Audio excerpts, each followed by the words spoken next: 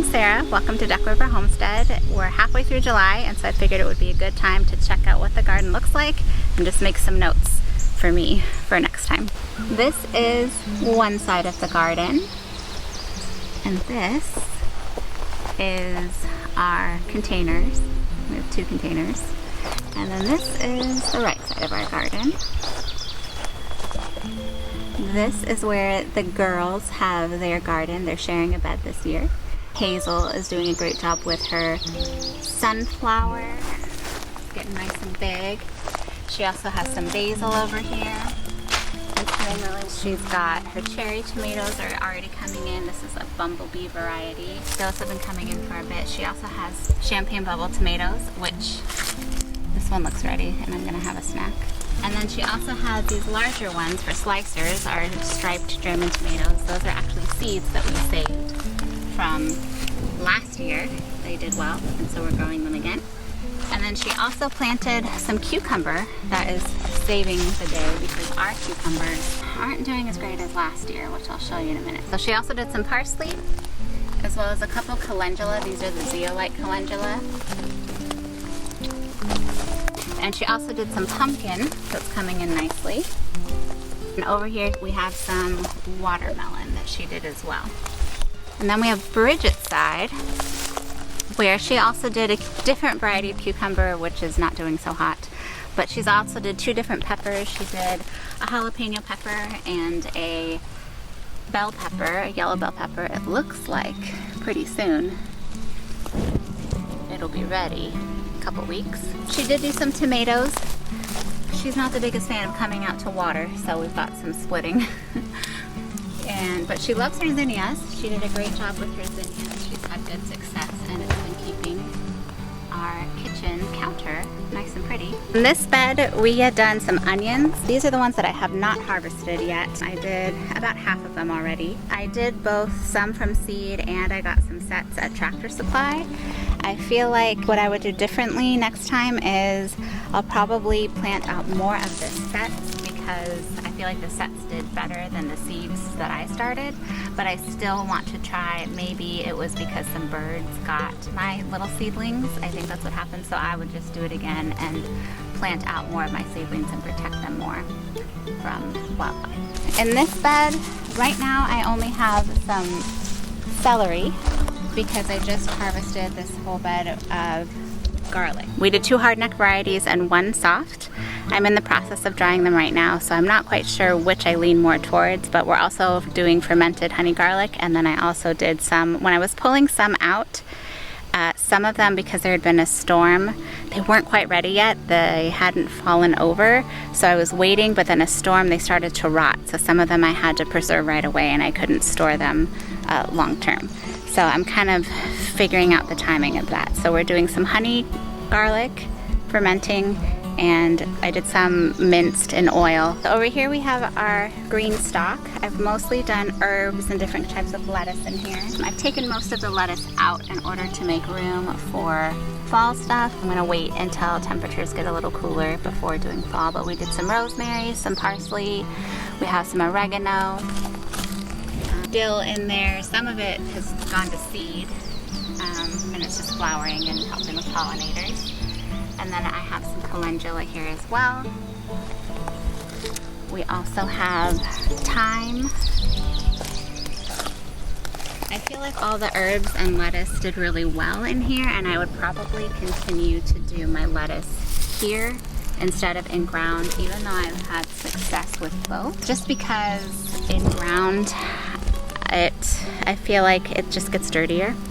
And I feel like it's easier to maintain here and just harvest. I prefer harvesting and how clean it is when I do it in the green stock. My kale didn't do that great this year, so I think I'm gonna try again in the fall. I'm gonna try a couple different varieties, and I'm gonna try, I had done in-ground last year and it didn't do well. It did better in the spring with being in the green stock, but I just haven't quite figured out the kale yet, so I'll probably overcommit and I'll do lots of kale and just see what sticks. In this green stock, I've emptied it out of a lot of lettuce. We had strawberries on top. I have yet to figure out strawberries. I don't know why they're so hard for me, but some of them survived. We have some daughters that have come down. So we're hoping that maybe next spring we'll be able to get some. And then we have lots of mint that the girls harvested. And we made some meadow tea. So mint is pretty aggressive. So the mint has been doing fantastic. So in this row I did tomatoes and some flowers. The marigolds seem to be doing fine. Zinnias are doing pretty good. I direct sowed these. Oh, this one's ready. I feel like direct sowing with the zinnias, I'm getting fuller blooms like this than just like the one round when I would transplant it. So I do prefer direct sowing the zinnias. I do have some fasciated blossoms with my tomatoes, but at this point, I'm just kind of curious to see how it'll turn out. The tomatoes, we're just waiting at this point for them to blush. This one's almost ready. Yeah. This row that I'm in had the hardest, I feel like this was the hardest hit from spider mites. This was my first year dealing with spider mites. I did find an organic spray that I could use. Did have to do a couple rounds every 4 days, but after 2 weeks, it got under control. But I'm hoping that next year, maybe with more consistent, regular watering, that I won't have to do the spider mite issue. So that was my big issue so far this year. Last week, I've just planted out some dahlias. It's kind of late in the season, but I just planted those out. I had 2 different varieties for that. And then my ranunculus did not do great. I waited too long. It was a last minute thing, and I think it just was too hot. So I'll probably retry again in the fall in hopes that maybe in the spring they'll be one of the first things to pop up. This trellis I was doing for beans. I did some pole beans, and they're finally starting to like fill out. I've only harvested maybe a handful, and then a couple weeks ago, as you can see the holes in the leaves, Japanese beetles found us. And I've been just spraying with like a mixture of soap and water, and the ones that I see, those suckers fly and I don't want to touch them. So basically I've just been spraying them as soon as I see them. I think what I'm also going to try bean wise is I'd heard that they do prefer pole beans versus bush beans. So in the fall I'm probably going to try some bush bean varieties to see if maybe I can get a better harvest there. Here's some that are ready. I've liked the flavor better when they're young and they're not like fully bulbed and the seeds aren't fully formed. But I'm only getting a handful at a time. Yes. So I'm on the fence right now about the beans and whether or not I will literally like do a large cattle panel like this. And in the fall, and just on each one, just have a whole bunch of beans and see what takes. But because I want to see what happens as far as bush bean versus pole bean, I might just save that for another time and only do bush bean. So I'm figuring out the fall garden this week, so to be determined. In this middle row, I used to have more nasturtium in here. It's getting a little hot, so it's kind of dying out, but they did really well, the trailing nasturtium. This is a weed that somehow ended up here, but it's doing just fine. Over here I have watermelon that seems to be doing well. We've kept it pretty condensed and out of the aisles. This is where one of our cucumber varieties is, which hasn't been doing that great, and part of it I think is because maybe it was overcrowded with the beans on this side and the cucumbers on this side. And then I also had some nasturtium here. So I actually pulled 2 of my nasturtium in hopes of just making room for the cucumbers to have more room to breathe, and maybe we would get a better cucumber harvest.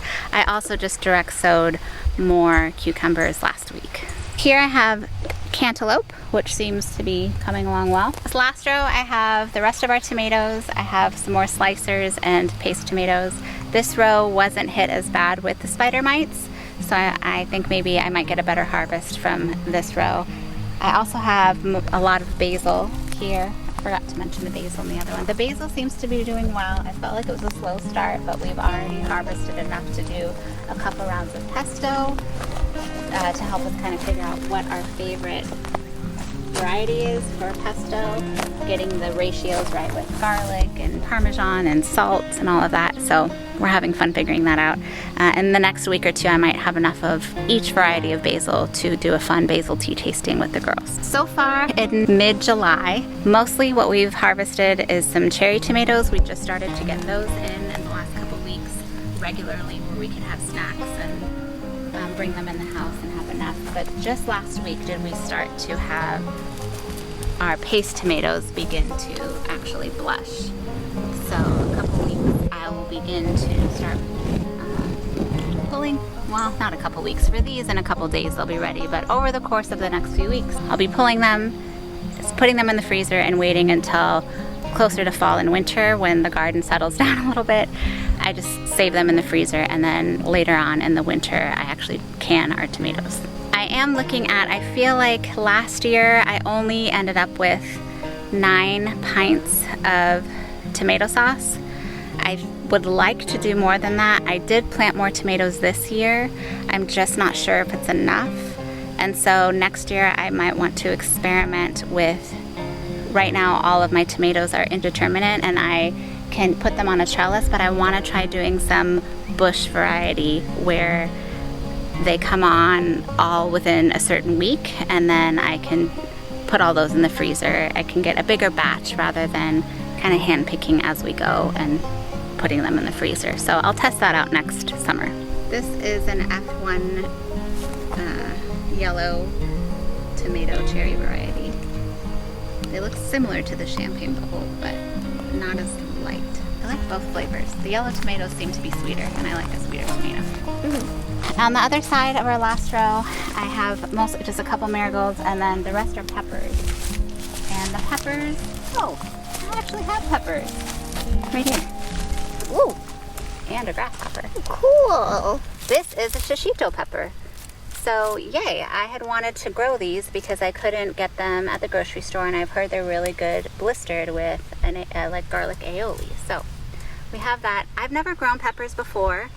My plants, in my opinion, seem really small. So I would like to, I mean, I'm glad they're producing, but it doesn't look very promising to me. So this one I think is an actual jalapeno. I just need to find the tag. And then this is our okra. These were planted a little earlier, so they have more true leaves, but they're plugging along. Ooh, and it looks like we have itty bitty babies.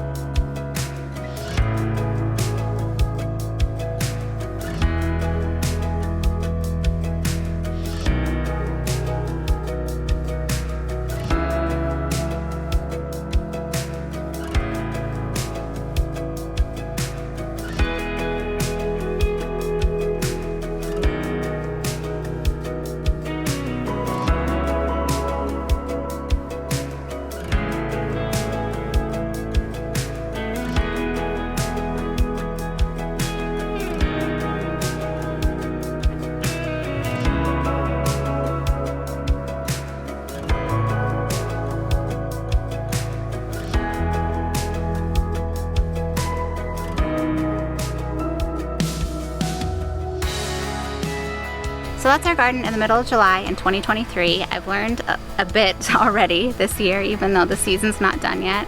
So far my biggest takeaways are, just because you have pests, it doesn't mean that your harvest is completely gone. I learned about that with spider mites, and so we are still, they didn't take out all of my tomato plants, and we're still gonna get a harvest, so that is encouraging. I've also learned to wait and be patient, because I was expecting things to fruit earlier than they did.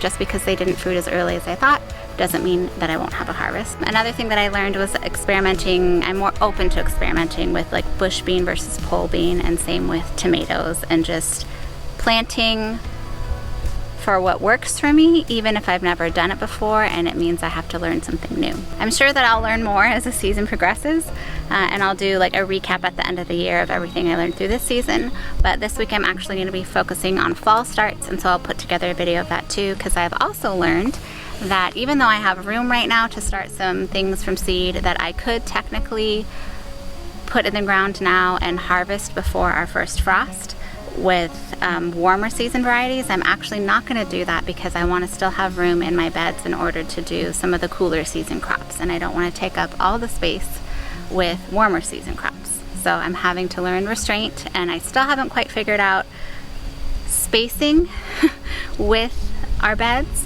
and how to maximize that, but that's part of what I'm learning this year, and I feel like I'm doing better this year than I did last year.